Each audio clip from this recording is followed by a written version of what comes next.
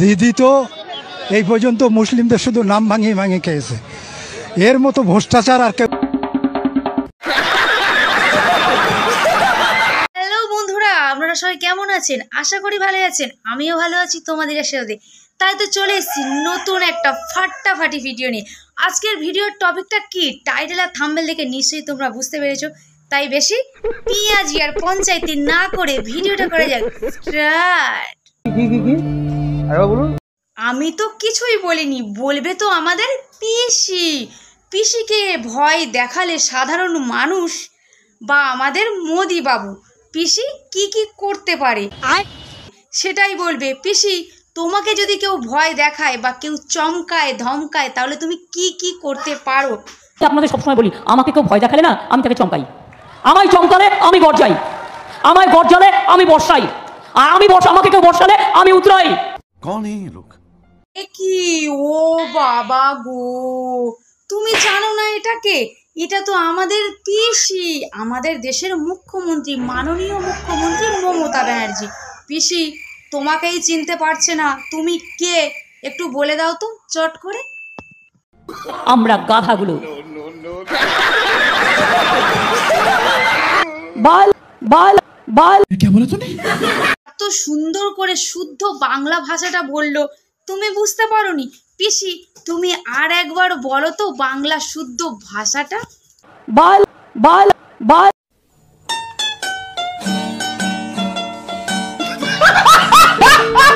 मैं आपको गाली नहीं देंगे, आप हमको वोट भी नहीं दे, हम आपको गाली नहीं देंगे। अगर हमको पसंद नहीं हो ठीक है, ये हो सकता है डेमोक्रेसी में आप हमको पसंद नहीं करते हैं, अभी आपको और कोई दूसरा पसंद हो गया, हो सकता है। ये आपका बात है, हमारा बात नहीं है।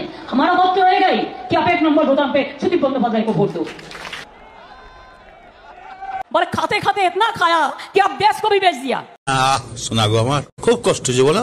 জনগণ, আমাদের পিসি কি সুন্দর শুদ্ধ ভাষায় একটা গালাগালি দিয়ে দিল, তোমরা তো শুনে নিলে।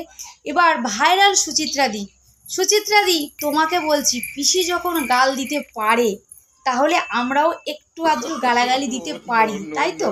সুচিত্রাদি শুরু করো। ক্লাস মেয়ে ছেলে যদি হয়ে থাকে, তুমি গোটা ভারতবর্ষ দেখবে কোথাও এরকম থার্ড ক্লাস মুখ্যমন্ত্রী তোমরা দেখতে পাবে না। সেটা হচ্ছে আমাদের পশ্চিমবঙ্গ। বলেন কি?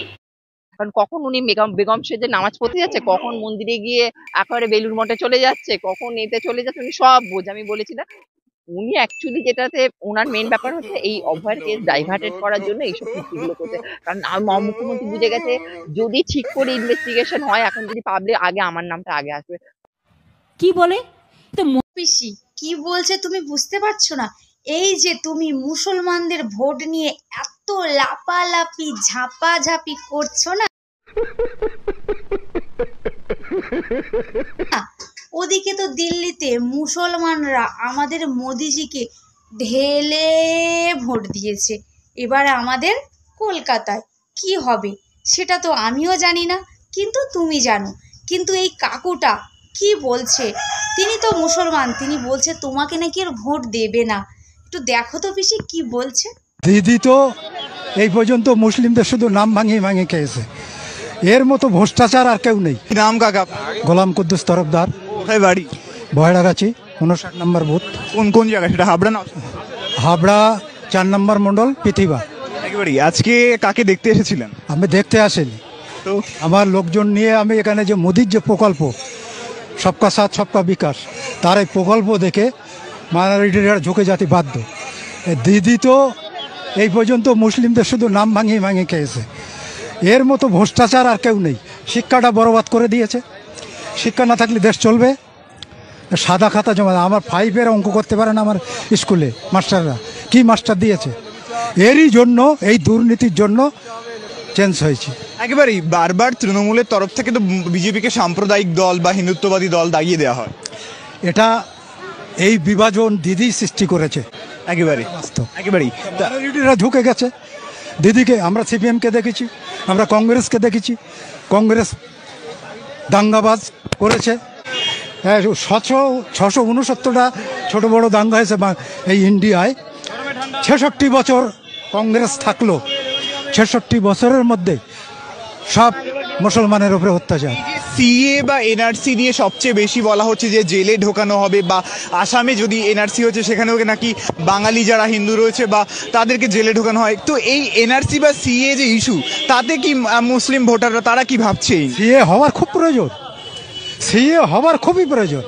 কারণ কমপক্ষে এখানে 35 কোটি মানুষের ওপর মানুষ বাইরের মানুষ, সে হবে না মানে তাহলে তোমার সংসারে 5 জন আর তুমি একলা ইনকাম করো, যদি আর 2 জন বেড়ে যায় তুমি চালাতে পারবে? এই লোড তো আমাদের গাড়ে পড়েছে নাকি এই সরকারের ওপরে, এই জন্য সিএ হওয়ার প্রয়োজন। সিএও তো ধর্মের ভিত্তিতে দেওয়া হচ্ছে, বলা হচ্ছে যে সেখানেও নাকি ধর্মের খাবে না, মাইনরিটিরাও খাবে না, মাইনরিটি পাল্টি হয়ে গেছে, মাইনরিটিরা ফেলে দেবে এই গভর্নমেন্ট। তাহলে আপনি একেবারে সংখ্যালঘু ভারতীয় নাগরিক, তো আপনি সিএ বা এনআরসিতে কোনো রকম ভয় পাচ্ছেন? ভয় নেই, সিএ আমরা তো চাচ্ছি, সিএ হোক, সিএর প্রয়োজন আছে। যারা অন্যান্য সংখ্যালঘু সম্প্রদায়ের মানুষ আছে তাদের উদ্দেশ্যে কি বলবে? এবার দেখুন, সংখ্যালঘু বলতে বোঝায় কি জানেন? এই ববি হাকিম কি সংখ্যালঘু? শওকত মোল্লা সংখ্যালঘু? ভালো করে শোনেন, আরাবুল সংখ্যালঘু, এ শাহজাহান সংখ্যালঘু, আমাদের নেহালের সংখ্যালঘু। সংখ্যালঘুরা কোনদিন পরের মাল খাবে, পরের মাবুন টানাটা করবে, পরের সম্পত্তি লুট করবে? এরা মুনাফেক, এরা হারাম বাচ্চা পয়দা দেওয়ার জন্য রেডি হয়ে গেছে। এই যে হারাম মাল খেয়েছে, মানুষের পরিষেবা লুট করেছে, এদের যা বাচ্চা পয়দা হবে সব হারামি পয়দা হবে, আর এর থেকেও খারাপ কাজ করবে। তো জেনারেশন বাঁচাবার জন্য আজকে এই জায়গায়, আমি পরবর্তী জেনারেশন বাঁচাবার জন্য আমি এই জায়গায়। একেবারেই। তো আপনি একেবারে মুসলিম ধর্মাবলম্বী, তো কি মনে হয় মোদী সরকার আপনাদের জন্য কি করেছেন বা কি করবেন? তার উপর অনেক করেছে, অনেক কিছু করছে, অনেক কিছু করছে। আর এই যে আজকে যে বার্তা দিল, যে পার্টির যে ইশতেহার আছে, তাতে সংখ্যালঘুদের তো বাদ দিয়ে কিছু করেনি, করেছে করেছে যেসব প্রকল্পগুলো দিচ্ছে সেগুলো কি সংখ্যালঘু বাদ আছে? আছে কি বাদ? সবকা সাথ সবকা বিকাশ সবকা বিশ্বাস করছে কিনা আমরা তো চোখে দেখতে পাচ্ছি, পরিষ্কার দেখতে পাচ্ছি। এবার বিকল্প হিসাবে বিজেপিকে পাচ্ছে? একদম বিকল্প, বিজেপি ছাড়া কোনো বিকল্প। ও পিসি, পিসি কাকুটা কি বললো তুমি বুঝতে পেরেছো তো? সবকা সাথ সবকা বিকাশ মানে মুসলমান ভোট নিয়ে যে তুমি লাপালাপি ঝাপাঝাপি করতে, ওরা এখন ঘুরে গেছে আমাদের মোদিজির উপর। আর তুমি 12 বছর আমাদের দেশে রাজত্ব করে কি করলে? 12 বছরে না কোনো চাকরি বাকরি নেই, কোনো কলকারখানা নেই, কোনো শিল্প নেই, তুমি শুধু ভাতাই দিয়ে গেলেন।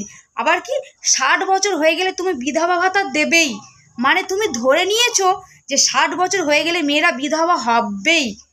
কন্যাশ্রী, রূপশ্রী, লক্ষ্মীর ভাণ্ডার তো আছেই, এদিকে তুমি লক্ষ্মীর ভাণ্ডারে দিচ্ছ 1000 টাকা, আর মাসে মাসে যে 3 মাস ছাড়া ইলেকট্রিকের বিল পাঠাচ্ছ 10-11 হাজার টাকা, মানে সুদে আসলে তুমি উসুল করে নিচ্ছ পিসি।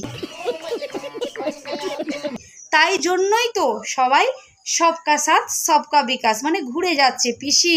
কিছু তো করতে হবে। যাই হোক, মন টন খারাপ করো না, তুমি একটু তোমার নাচটা দেখিয়ে দাও।